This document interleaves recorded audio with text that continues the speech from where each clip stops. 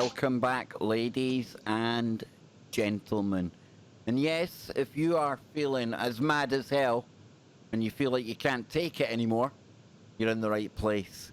Because I've got Ben Emlyn-Jones with me. We were covering some of what's going on in the world before the break.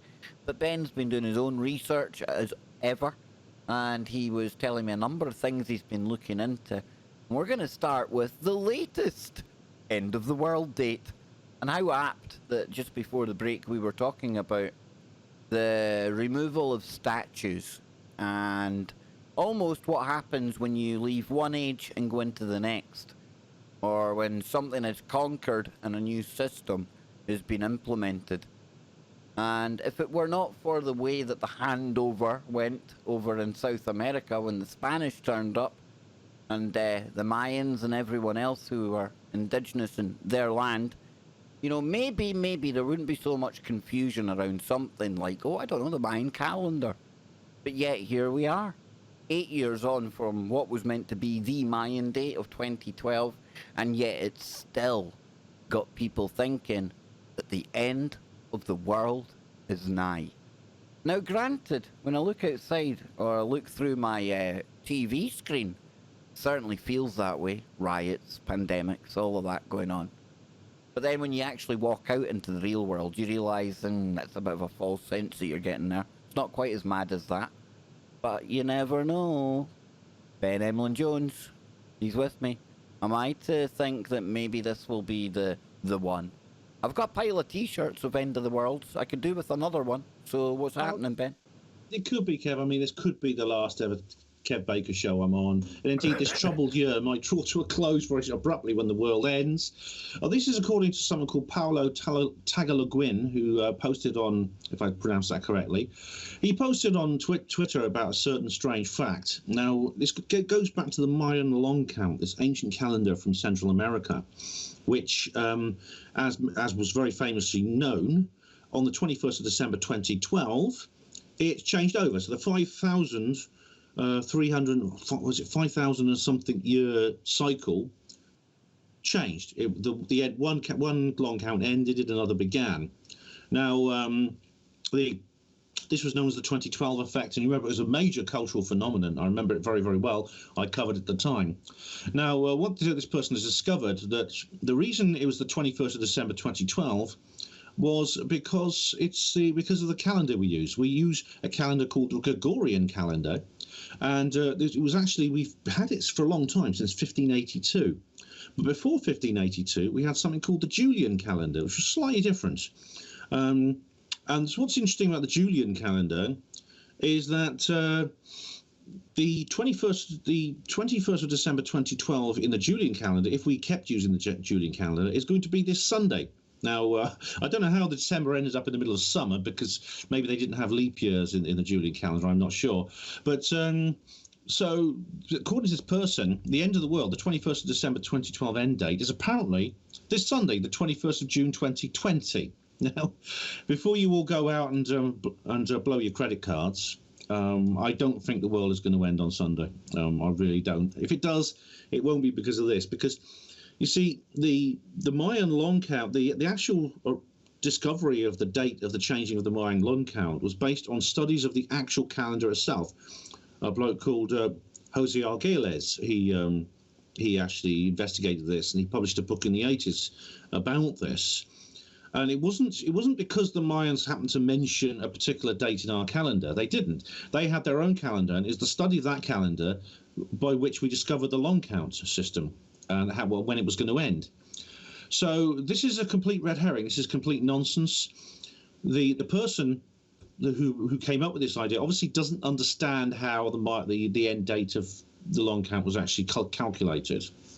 So don't worry, guys. And there's no such thing as Nibiru, right? Nibiru, this planet that's supposed to be heading towards us. If it was really heading towards us the way they say, and it was the size they say it would be, we'd be able to see it. It would be bigger in the sky than the moon is. It really doesn't matter.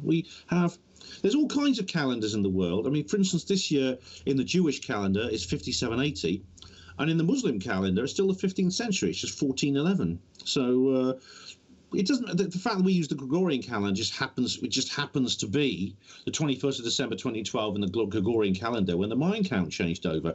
It doesn't become something different because you use a different calendar, because the long count is the long count, and that's all that matters. Well said, Ben Emlyn-Jones. Well said. And I had a wry smile when I came across this story because it's what we do. We always have a laugh with the latest end of the world date, and I usually jokingly say, well, we'll cover it the day after. Because no man knows the hour, no man knows the date. There's a famous book out there, paraphrasing, of course, says something to that. And yeah, I'm quite confident myself and Ben will be back here same time next month to talk about this passing and nothing happening. And on what you said about Nibiru there, Ben, I absolutely wholeheartedly concur with what you say. And even if people rightly want to question the honesty of places like NASA and even the European Space Agency or any of these university telescopes that we would expect to be the first to tell us of something entering our solar system, forget them. There's tens of, if not hundreds of thousands of people around the world who are amateur astronomers, and because of the price of technology coming down all the time, they've got telescopes that would make your hair curl. They're not every bit as good as, you know, something you might get big money poured into, but Ben, the amateur astronomers out there, they're the ones I would be looking at, because they'll be the first to tell us, whoa, hang on, something's moving stuff about up there. Because you can't have something coming in without telltale signs that there's something there, even if it is invisible, like some of the Nibiru LARPers like to say. And I call them Nibiru LARPers because these people have been peddling the same thing since before 2012. And every time one date passes, one part of their theory disappears and a new part emerges to make it still viable. It's back in the game. And it's back in the game, that means clicks, it means attention. And as much as I hate to say it, there's elements within the alternative research community that like to LARP. They like to clickbait. They sometimes even just make stuff up. It's a big business when you can get the clicks coming in. And that is why myself and Ben and so many others out there bang our head against a brick wall, because it makes it harder for genuine researchers to really be heard. And amongst all of the super sensational end of the world coming next week type stuff, you know? Yeah, it's a sad fact that this always happens. No, I remember this actually in the 2012 period. There was all kinds of fuss about it. I done it as well, Ben. I was there. I was doing loads of videos, loads of content on it. Looking back at it, I'm not too sure if I was convinced the world was going to end or I just got the dopamine bug from talking about it. You know, I always hear, well, yeah, but, you know, the astronomers are covering it up. But as you just said, I mean, there are so many telescopes, there's so many people who could see it. I mean, astronomy is the one truly democratic science. There is no way you can cover things up in astronomy. There are too many telescopes. The sky is all above our head. There's too many observatories, let alone the millions and millions of amateurs that you describe. Astronomy is still one of the most popular hobbies that people have. And they're all over the world. So relax, guys. Please don't worry. I'm pretty sure everything's going to be fine on Sunday. Of course, the world could end. I mean, that's possible, but it's highly unlikely. And it's no more likely to end on that day than any other. And so I'm not going to be fussing on Saturday night when I go to bed. I'll tell you what we might be doing, though, sometime real soon, is if all of the shenanigans that are afoot in 2020 continue, and things like fake Nibiru's and end of the worlds keep coming along, it's going to, you know, inevitably result in people like me and people like Ben hanging our heads out the window and screaming, I'm as mad as hell and I'm not going to take it anymore. And Ben, you've actually been dipping your toe into some network. Howard Beale, when was the movie? Tell us about it, man, because get this, yeah. I've never watched it.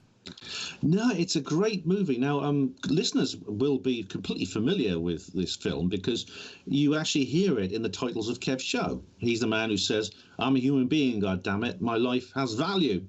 Now, I thought, because, I mean, this is the famous scene I think everyone's familiar with, and I saw it many, many times. And I thought to myself, I really should go out and watch the rest of the film. So I did. I watched the whole film, and I was very impressed with it.